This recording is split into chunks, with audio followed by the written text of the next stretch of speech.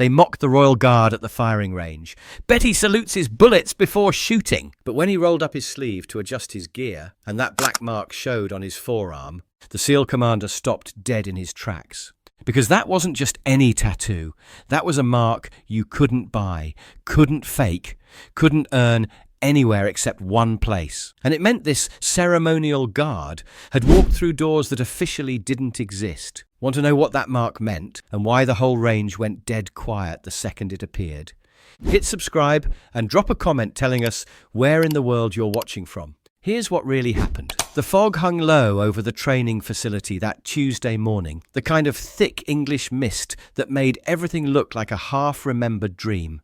Camp Morrison sat in the countryside outside Hereford, one of those joint installations that didn't show up on public maps for good reason. The week-long exchange program had brought together a detachment of Coldstream Guards and a SEAL team for what the Pentagon called interoperability training and everyone else called let's see who's better. The Americans had arrived the day before with that easy confidence that comes from knowing you're the best at what you do. The Brits had been there all along, moving through their routines with the kind of quiet precision that makes other soldiers nervous, without quite knowing why. Sergeant Michael Harrow stood in formation with the other guards, his red ceremonial tunic replaced by standard-issue combat fatigues that somehow still looked pressed despite the morning damp. He was tall without being imposing, lean in the way that suggested endurance over bulk. His face carried the kind of stillness that made people look twice, wondering what they'd missed the first time. The scar running down his right cheek didn't help. It was old, professional work by someone who knew what they were doing, but it left questions nobody felt comfortable asking. "Jesus," muttered Petty Officer First Class Danny Reeves, watching the guards march past. "Look at these guys. Probably learned to shoot at summer camp." His teammate, Operations Specialist Mark Chen, grinned. $20 says they asked permission before pulling the trigger. "Nah, they probably have to write a formal request to engage targets," added Seaman Rodriguez, in triplicate. The jokes came easy. They always did when professional warriors from different traditions sized each other up. The SEALs had earned their swagger through blood and sand, kicking down doors in places that made the evening news. To them, the guards looked like toy soldiers who'd stumbled into a real war. They didn't know about Harrow. Range Officer Captain Williams, a 30-year Royal Marine with a voice like gravel in a cement mixer, called everyone to attention. "Right then, ladies. Today we're running live fire drills in pairs, mixed teams. Americans with Brits, because apparently someone in London thinks you lot need to learn to play nice." He paired Harrow with Petty Officer Jake Novak, a compact Texan with the kind of moustache that belonged in an action movie. Novak looked Harrow up and down like he was evaluating a new piece of equipment. "Hope you can keep up, Buckingham," Novak said, slinging his rifle. "We're not here to babysit." Harrow said nothing. He checked his weapon with movements so practiced they looked like muscle memory, which, in a way, they were. But there was something different about the way he handled the rifle. Not just competent, intimate. Like he was greeting an old friend who'd saved his life more than once. The range spread out before them, a complex maze of barriers and pop-up targets designed to simulate urban combat.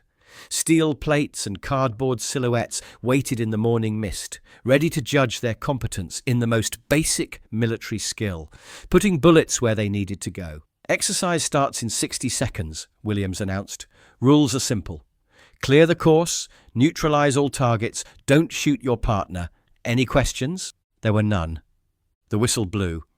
Novak moved first, sprinting toward the first barrier with the aggressive confidence of someone who'd done this 1,000 times before. He was fast, efficient, deadly. Everything you'd expect from a SEAL, but Harrow moved differently. Where Novak attacked the course, Harrow seemed to flow through it. His steps were measured, economical, placing him exactly where he needed to be without wasted motion. He didn't run, he glided. Like water finding the easiest path downhill. At the first target array, Novak snapped off 3 quick shots, all hits, all solid. Professional work. Harrow fired twice. Both rounds found the exact center of their targets with mechanical precision that belonged in textbooks rather than real life. "Lucky shots," someone called from the observation area. By the third station, the comments had stopped. Harrow wasn't just hitting targets. He was placing rounds with surgical accuracy while moving at a pace that seemed almost leisurely. No rush, no drama, no tactical theatrics. Just smooth, controlled lethality that spoke of training so deep it had become instinct. Novak noticed it too. Between target arrays, he caught glimpses of his partner working with an economy of motion that defied everything he knew about combat shooting. Harrow wasn't just good, he was operating on a different level entirely. "Where the hell did you learn to shoot like that?" Novak asked when they reached the final station. Harrow loaded a fresh magazine with the same ritual precision he'd shown all morning. "Practice." "That's not practice, that's art." Harrow said nothing. They finished the course in under 4 minutes, a time that had the range officers checking their stopwatches twice to make sure they'd read correctly. When the scores posted, Harrow's target had a group so tight it looked like someone had fired all shots through the same hole. The SEAL team gathered around the results board, their easy confidence replaced by something more complicated. Respect, maybe. Or confusion. "Must be a fluke," Rodriguez muttered, but his heart wasn't in it anymore. That evening, the two groups shared the same barracks, a long, sterile building that smelled of disinfectant and accumulated testosterone. The Americans had claimed one end, filling it with the kind of aggressive camaraderie that comes from men who've depended on each other in dark places. Music played from someone's phone, war stories got embellished with each telling, and gear got cleaned with the ritualistic care of people whose lives depended on their equipment. The Brits occupied the other end with quieter efficiency. No music, minimal conversation, but the same careful attention to equipment maintenance. Different style, same professionalism. Harrow sat on his bunk, weapon partially disassembled for cleaning. He'd stripped down to his undershirt, revealing arms that carried the lean muscle of endurance rather than bulk, and something else. Novak was the first to notice the tattoo. It sat just below Harrow's right shoulder blade, a small, precise design that looked more like technical drawing than body art. A circle of what looked like navigational marks, dots and dashes, arranged in a pattern that meant something to someone, but not to casual observers. "Hey, Buckingham!" Novak called out, loud enough for others to hear. "What's with the ink? That's some kind of British thing." Harrow didn't look up from his rifle. "Looks like coordinates," Chen offered. "Or maybe it's the Queen's birthday in binary code." A few guys laughed. The kind of nervous laughter that fills uncomfortable silences. Harrow continued cleaning his weapon with methodical precision, each movement deliberate and practiced. The conversation moved on to other topics, but several pairs of eyes kept drifting back to that small, cryptic marking. Lieutenant Richard Ames noticed it too. Ames was different from the others, older, quieter, with the kind of thoughtful expression that suggested he spent more time thinking than talking. He'd been attached to the Guards as a liaison officer, one of those staff positions that kept you close to the action without quite being part of it. But Ames had been around. 2 deployments in Afghanistan, attached to reconnaissance units, before accepting a desk track that came with better hours and fewer nightmares. He'd seen things, briefed on operations that didn't make the official reports, sat in rooms where men with no names discussed missions that officially never happened. And something about Harrow's tattoo was tugging at his memory like a fishhook. After lights out, when the barracks had settled into the rhythmic breathing of exhausted soldiers, Ames made his way to the communications centre.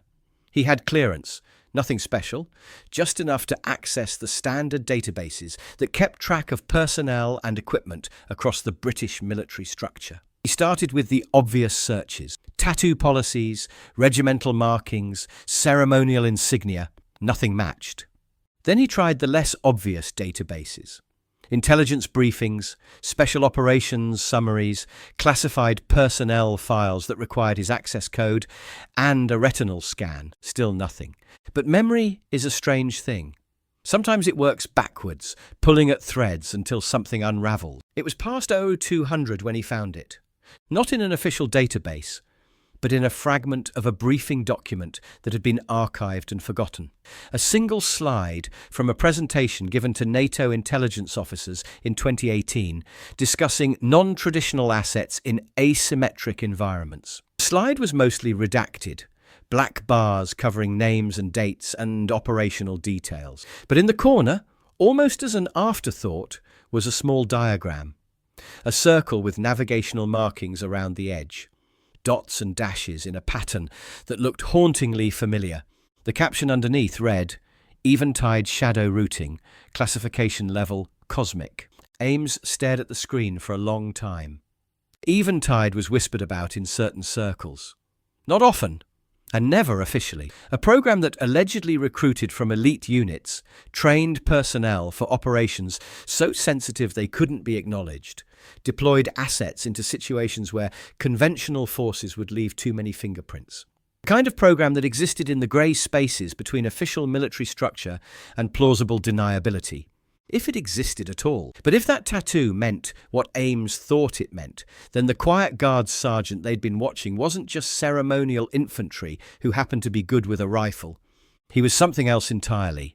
Ames cleared his search history, logged off the system, and walked back to the barracks through fog so thick he could barely see his own feet. But his mind was crystal clear for the first time in days. Everything about Harrow suddenly made sense. The movement patterns that belonged in textbooks, the shooting that defied probability, the way he carried himself like someone who'd seen things that weren't supposed to exist. And the silence. Always the silence. Because if you'd been where Ames suspected Harrow had been, silence wasn't just professional courtesy, it was survival. The next morning brought the kind of crisp English weather that made everything look sharper, more defined. The close-quarters combat course was set up in a collection of shipping containers that had been welded together to create a maze of corridors and rooms. The scenario was simple. Clear the structure, neutralize hostile targets, extract friendly personnel. Kind of drill both forces had run hundreds of times in their respective training programs. What made it interesting was doing it together. Captain Williams split them into mixed teams again, pairing experience levels and personalities in combinations designed to either build cooperation or expose fundamental incompatibilities. Harrow found himself partnered with Seaman Rodriguez, a young operator who'd been talking a big game since arrival, but hadn't yet proved it under pressure. "Stay close and follow my lead," Rodriguez advised as they approached the first container. "These Brit tactics might work for parades, but this is real-world stuff." Harrow checked his weapon one more time. "After you." They stacked up on the first door, Rodriguez taking point with the aggressive confidence of youth. The structure was dark inside, lit only by small windows cut into the container walls and the harsh beams of tactical lights mounted on their rifles. The first two rooms went smoothly. Rodriguez moved with competent aggression, clearing corners and calling targets with the kind of precise communication that SEALs drilled until it became automatic. Harrow followed, providing cover and backup with movements that seemed almost effortless. It was at the third junction that things went wrong. The layout was more complex than it appeared from outside. Corridors branched in unexpected directions, creating blind spots and potential ambush points that hadn't been obvious from the briefing photos. Rodriguez took a turn that felt right, but led to a dead end, leaving them exposed in a corridor with no cover and limited options. That's when the simulation went live. Pop-up targets appeared from concealed positions, programmed to create the kind of complex threat that would test reaction times and decision-making under pressure. Multiple hostiles, limited time. Friendly personnel mixed in with targets that needed to be neutralized without collateral damage. Rodriguez froze for just a moment, long enough to process the complexity of the situation, but not long enough to react optimally. Harrow moved. He didn't take over, didn't push Rodriguez aside or violate the chain of command. He simply adjusted his position by 2 steps, shifted his angle of fire by perhaps 10 degrees, and began engaging targets with mechanical precision that belonged in training manuals. 4 shots, 4 targets down. Clean, efficient, no wasted ammunition. But it was the way he moved that caught everyone's attention. Not just the shooting, though that was impressive enough, but the positioning. Like he could see the entire tactical picture in 3 dimensions, understanding not just where targets were, but where they would be, where cover could be found, where the next threat would emerge. Rodriguez found himself perfectly positioned to engage the remaining targets, guided there by Harrow's movement without ever being directly told what to do. The exercise ended in under 30 seconds. When they emerged from the container, Rodriguez was breathing hard and looking at his partner with something approaching awe. "How did you know about that last corner?" he asked. "Layout was in the briefing," Harrow replied, though they both knew that wasn't really an answer. Nobody reads layouts that carefully. Harrow was already walking toward the equipment check-in, conversation apparently over. But the observers had seen it too. The way Harrow had moved through the space like he'd been there before, anticipated problems that shouldn't have been anticipatable, solved tactical problems with solutions that weren't in any manual they'd studied. The kind of movement that came from experience that couldn't be gained in training exercises. Word travelled fast in small units. By lunch, every SEAL in the detachment had heard about the guard's sergeant who moved like smoke and shot like mathematics-made flesh. The jokes had stopped completely, replaced by the kind of respectful curiosity that warriors show when they recognize something exceptional. That afternoon, a black SUV arrived at the main gate. Commander Joseph Bennett stepped out, wearing the kind of casual confidence that comes from 30 years of swimming in dangerous waters. He was compact, weathered, with steel-grey hair and eyes that had seen too much to be surprised by anything anymore. His arrival hadn't been scheduled, but then again the most important visits rarely were. He'd gotten a call that morning from someone who didn't identify themselves beyond a clearance level that made Bennett pay attention. A simple message: there might be someone at Camp Morrison that he'd want to meet. Someone carrying marks that suggested a shared professional history. Bennett had been in the middle of planning a training evolution that would take his team to 3 different countries over the next 6 weeks. But certain phrases, spoken by certain people, could change priorities instantly. He found the mixed unit running precision shooting drills on the main range. Standard stuff, controlled pairs, reload drills, accuracy under time pressure. The kind of fundamentals that separated professionals from amateurs, elite units from regular infantry. Bennett watched from the observation area, noting technique and form with the practiced eye of someone who'd spent decades evaluating shooters.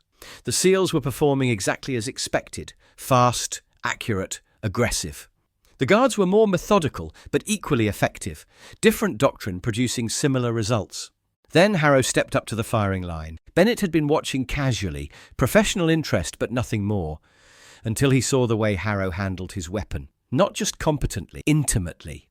Like the rifle was an extension of his nervous system, rather than a tool he'd been trained to use. The first string of fire was impressive. The second was extraordinary.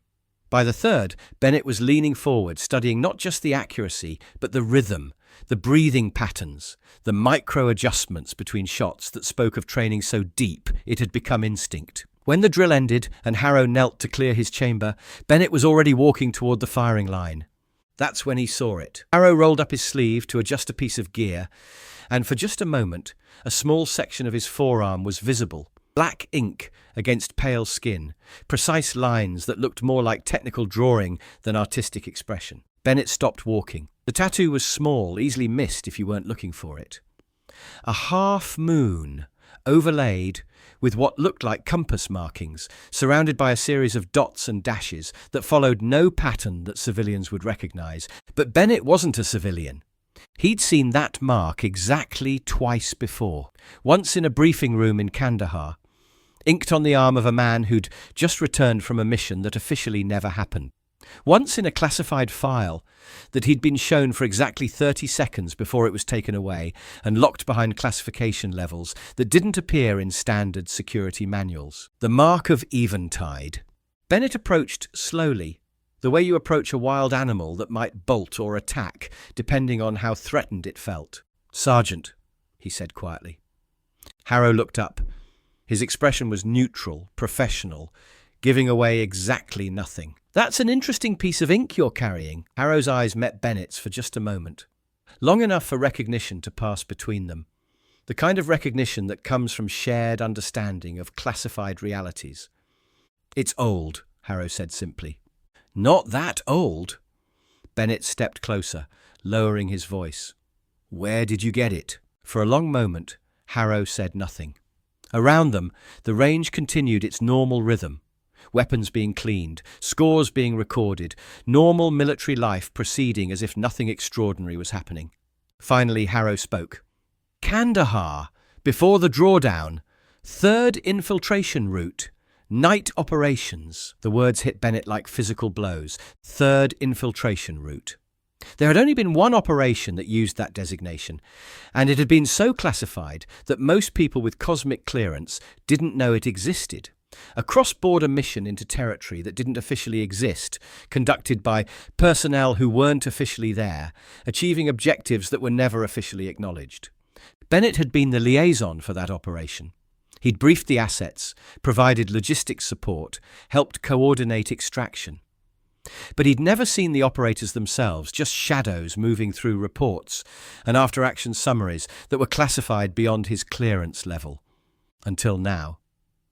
"Jesus Christ," Bennett whispered. The range had gone quiet around them. Not completely. Weapons were still being handled, conversations were still happening. But something in Bennett's tone had created a bubble of stillness that made even casual observers pay attention. "You're one of them," Bennett said, statement rather than question. Harrow's expression didn't change. "I'm a guards sergeant, currently attached to interoperability training." "That's not what I mean, and you know it." They stared at each other for a moment that felt much longer than it actually was. Two professionals who'd operated in the same shadows, recognizing something in each other that couldn't be faked or taught or borrowed. Bennett glanced around, noting the audience they'd attracted. "We should probably take this somewhere else." "There's nothing to take anywhere," Harrow replied. "I am here to qualify and train, that's all."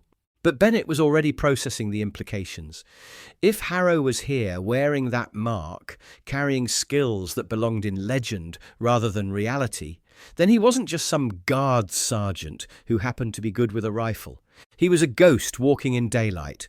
And ghosts, Bennett knew from experience, only appeared when something important was about to happen.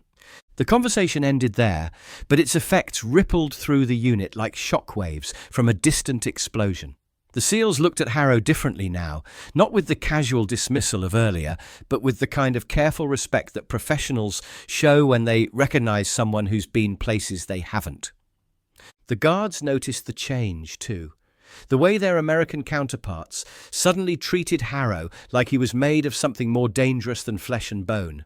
Conversations got quieter when he was around, not out of fear, but out of recognition that they were in the presence of something they didn't fully understand. Harrow himself seemed unchanged. He continued his routines with the same methodical precision, cleaned his weapon with the same ritual care, responded to questions with the same minimal efficiency. But now everyone was watching, looking for clues to what lay beneath the surface of that carefully maintained exterior. That evening, as the unit settled into the familiar rhythms of military life, gear maintenance, letter writing, the kind of casual conversations that filled the spaces between official duties, Bennett approached Harrow one more time. They met outside the communications building, where the fog was starting to roll in again, and conversations could be held without drawing attention. "I've been thinking about what you said," Bennett began. "About the third route." Harrow waited. "There were only 6 people authorized for that operation. I briefed them personally. Knew their faces, their backgrounds, their operational histories." Bennett paused. "But I never saw them again after deployment. The entire unit was disbanded, personnel reassigned to classified positions. Some disappeared into the civilian world. That's how it was designed to work." "Yes, it was." Bennett studied Harrow's face in the dim light. "Question is, why are you here now? Why surface after all this time?" Harrow was quiet for a long moment, considering his answer. "Sometimes you need to remember what you're capable of." "For who?" "For yourself." Bennett nodded slowly. It was the kind of answer that meant everything and nothing, the way operators talked when they couldn't say what they really meant. "Well," Bennett said finally, "for what it's worth, you haven't lost it. What I saw today, that was exceptional work. It was just shooting." "No, it wasn't." Bennett extended his hand. "It's been an honor, Sergeant." He shook hands once, briefly, 2 professionals, acknowledging shared history and mutual respect. Then Bennett walked away, leaving Harrow alone in the fog. The final day of training passed quietly. No drama, no confrontations, no moments of revelation that would become legends.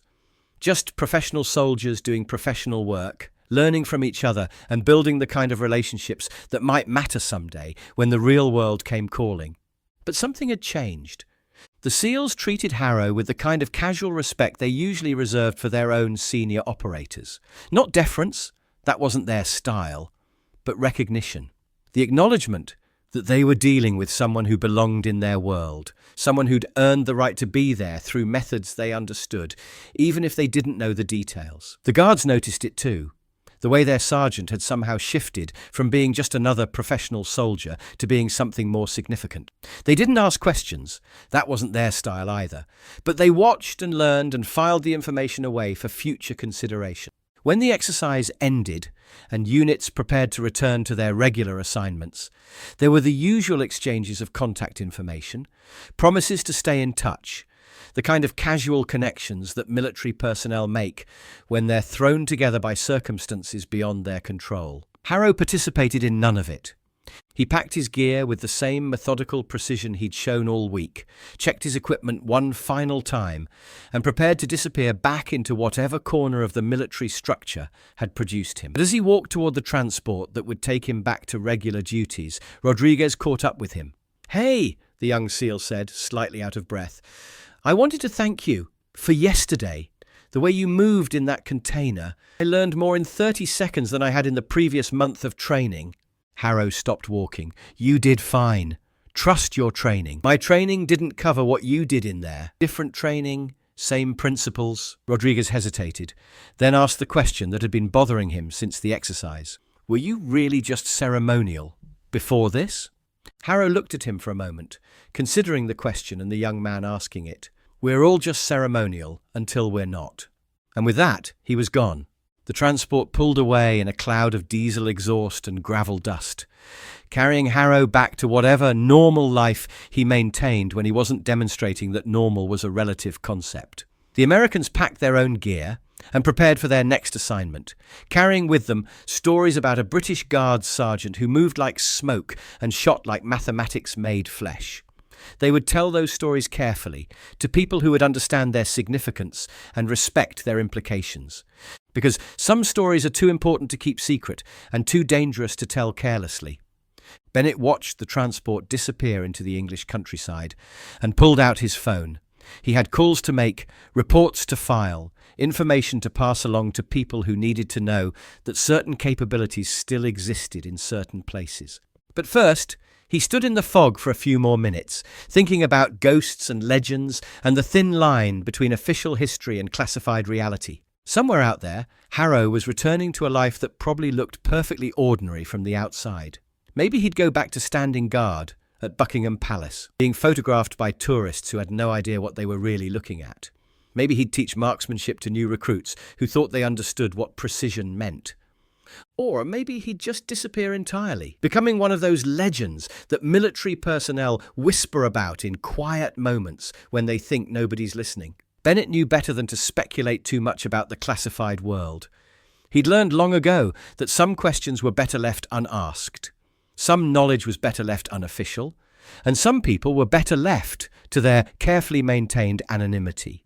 But he also knew that the world was a slightly safer place because men like Harrow existed, carrying skills and experience that couldn't be taught in any school, earned through sacrifice that couldn't be measured in any normal way. And sometimes, just sometimes, they surfaced long enough to remind everyone else what excellence really looked like.